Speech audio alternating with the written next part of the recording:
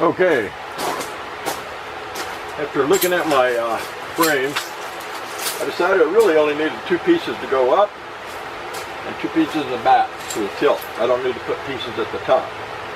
But anyway, the biggest difficulty was getting this aluminum cut. The aluminum is hard to cut.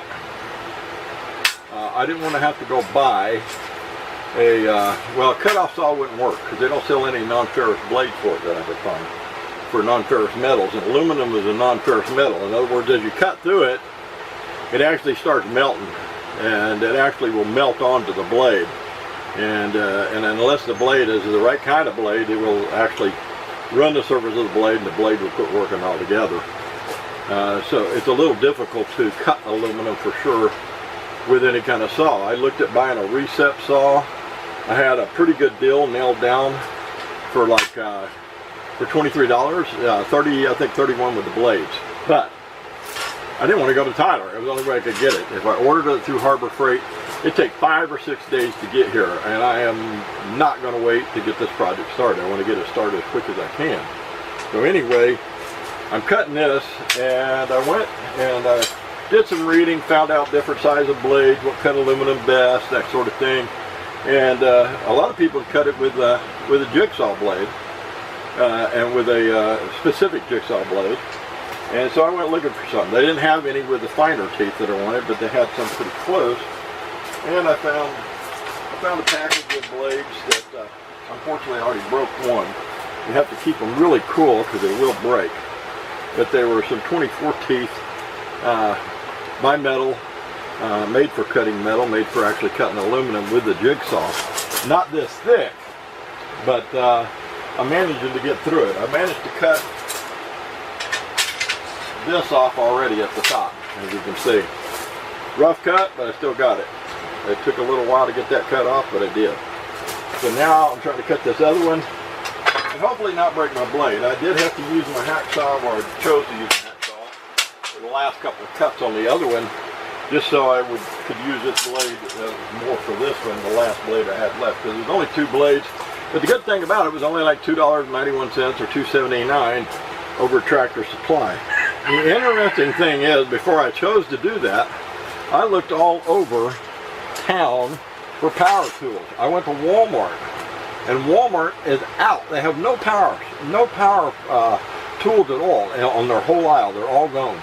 All they have was ratchets and sockets, nothing else. I don't know what happened.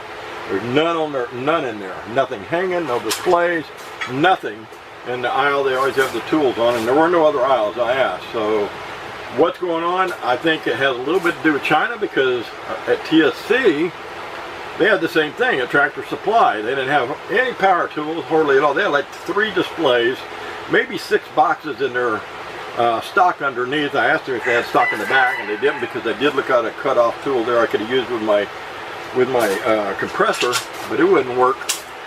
You know, later I found it wouldn't work anyway, so I'm glad I didn't get it. I'm glad they didn't have it in stock. But anyway, I went to town. I looked at Ace Hardware. They had limited amount of tools, all except for DeWalt. And DeWalt, I think, is made in America or something, but and their top line of tools are very expensive. I looked at Sears. Sears didn't have anything. So whatever's going on with the tools, I really think it may be with Chinese tariffs, or the Chinese, because most of these tools today, and that's a sad thing, people, we don't have American companies making tools that Americans use anymore. We've had the freaking Chinese making them for us, because these corporations moved over there, paid these kids 25, 50 cents an hour to do the work that an American could do, just so they could make their profits real high. And now it's kicking them in the ass, and I hope it does kick them in the ass. Hope it kicks them in the ass really hard, to be honest with you. So I'm hoping that, you know, what will happen is some Americans, entrepreneurs, when they see the shortage of tools out there, and that these tools aren't being sold, can go build just as good a tool for the same amount of price, probably higher. I mean, you're going to have to pay labor, but that's good. Labor should be paid for what the hell they do, and not 25, 50 cents an hour slave labor like in China, where they make them live in a dorm, and they, you know, they work 12, 15, 16 hours a day for that kind of crap money. You know, and that's the problem with this whole damn world, man. It's all about profit and ownership, and all these assholes want to get profit and everything. But anyway, I'm going to try to finish cutting this, and I'll have my 2 pieces And I've already made my panel on it once to figure out how much height I need to get it off the ground and everything. But anyway, I'm going to let you watch for a minute while I try to finish cutting this. I hope I can get the rest of it with my blade. I'm using grease, lithium grease. I had some WD-40, but my WD-40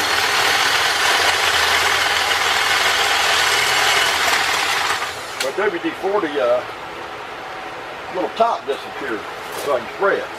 Well, I use Blaster. This is good stuff. It really works good. It's a penetrating catalyst. And so, instead, to keep my blade halfway lubricated so it slides through a little better and doesn't overheat too much, I'm using my lithium grease. But it seems to work. And so I'm at my last cut here, which is on this side. I've got to make. As you can see, I'm trying to get this piece cut off here. And I hope I can get through it without having to turn to my hacksaw to finish it. I'm hoping I can get it. I don't know if I'm going to be able to or not, but I'm sure going to try. I'm not sure how I'm going to do that. I guess I'm going to keep doing it this way so I can get some pressure on this thing and keep it from wobbling so much. Possible.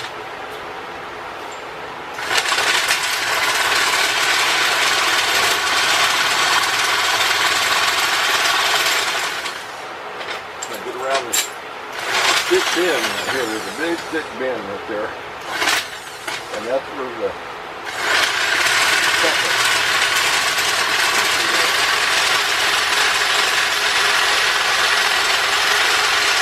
I'm trying not to apply that pressure. To get the saw to work slowly letting it melt the metal, but I do have to stop and back off every once in a while and put some more stuff on here just to keep it on the blade so the blade doesn't get too hot and snap.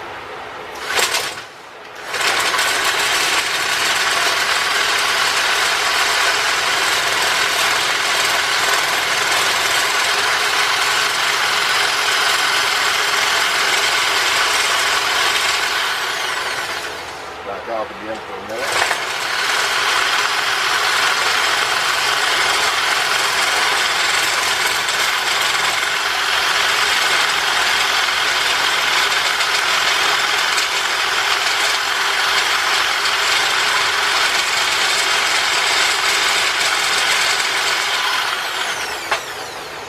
Yeah, we're getting there. About a half inch to go. So getting there. Hopefully we'll make it. Grease this thing up, let it cool down just a little bit more. Like I said, grease just gives it a little bit of slide. Kind of makes it difficult for the aluminum that's melting off, the little pieces that they actually will bind to the blade. And so with it a little greased up and everything, it keeps the metal, the aluminum pieces from binding to the blade. And, you know, filling in where the teeth are, between the teeth, so the teeth can still cut. And like I say, that's the problem with cutting aluminum. It's a whole lot different cutting a non-ferrous metal than cutting ferrous metals like iron and steel. And even sheet metals, a lot better than, easier than cutting aluminum. Aluminum is a really tough thing to cut. You know, unless you really got an expensive tool with the right blades and all that, but I didn't want to go to all that trouble. Like I said, I'm trying to do this on a budget. The idea is to help my budget, so I sure don't want to go into too much, you know, debt trying to help my budget. So, you know, I'm hoping to have this this solar system installed and actually have it paid for within 6 months, and of course have it start paying for itself on some of the small usages I intend for it. Now it will be easier to expand from here. I tested my inverter and battery yesterday. Worked perfect. I even hooked up my little compressor that I had, my airbrush compressor, plugged it into my inverter running just off the battery to see how much it would draw. I'd already figured out the wattage and all that, and I am going to talk about some of those power formulas and watt hours and volts and amps and all that at another time. I want to get a whiteboard or something to write on so I can kind of explain it to you, and computing your solar system that you want to put in and what you can power and what you can't. Anyway, you know, this is the best thing I could do. All right.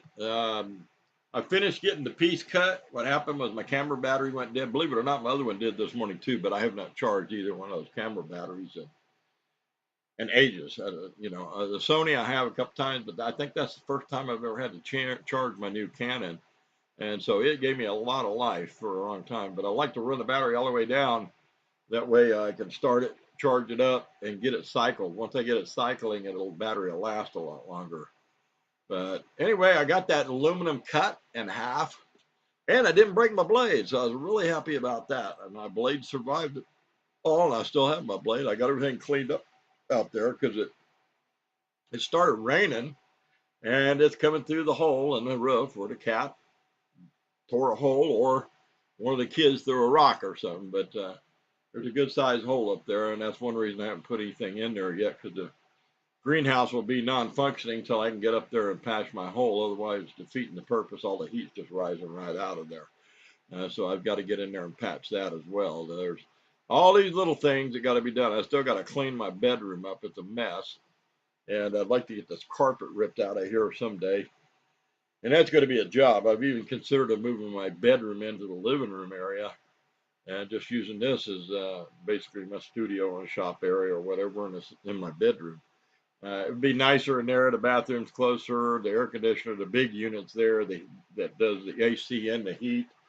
Plus, that's where I'm going to be putting my my solar controller and the main plug there. So I could actually put a light behind my bed, or up on the ceiling. I could take down the other lights and put an LED light like I've got up here in there, except for I use that fan. And right now I've got those fluorescent little whirly bulbs in there, and they really save electric, but what I've been hearing is they put out a lot of electromagnetic force energy, and that's not supposed to be good for you. It's kind of like standing too close to a microwave, I guess, if the microwave's leaking. So anyway, I may pull that all out later. One thing at a time, as long as I got time, I'm going to be doing something one way or another.